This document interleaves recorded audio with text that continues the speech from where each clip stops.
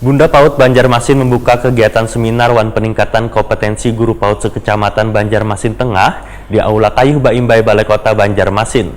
Seminar ini bisa lebih meningkatkan kompetensi guru-guru PAUD di Banjarmasin, wan membawa manfaat karena meningkatkan kompetensi guru PAUD.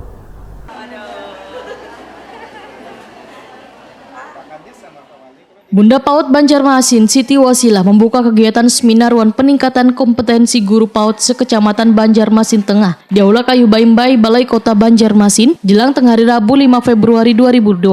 Ketua PKG PAUD Banjarmasin Tengah, Nur Halidayanti menyampaikan bahwa seminar ini diikuti sekitar 220 peserta, yaitu 78 orang pendidik di Gugus Kemuning, 64 pendidik di Gugus Melati, wan 78 orang pendidik dari Gugus Teratai. Sementara itu Bunda PAUD Banjarmasin Siti Wasilah berharap seminar ini bisa lebih meningkatkan kompetensi guru-guru PAUD di Banjarmasin. Wan membawa manfaat karena meningkatkan kompetensi guru PAUD. Siti Wasilah juga sangat mengapresiasi kepada panitia pelaksana, yaitu Ketua PKG PAUD Kecamatan Banjarmasin Tengah beserta bubuhan pendukungnya, Wan Dinas Pendidikan Jua bubuhan pengawas.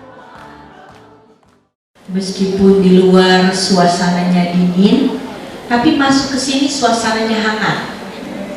Pertama kayak berada di taman bunga. Ada dua materi yang disampaikan dalam seminar tersebut, diantaranya materi tentang model-model yang disampaikan oleh model ilmuwan cilik Susila Wati, wan model sosial finansial Sri Iswahyuningsih dari BP PAUD Wan Dikmas Kalimantan Selatan. Sedangkan materi kedua tentang mengelola emosi negatif yang disampaikan oleh Rimalia dari Dinas Pemberdayaan Perempuan wan Perlindungan Anak Banjarmasin.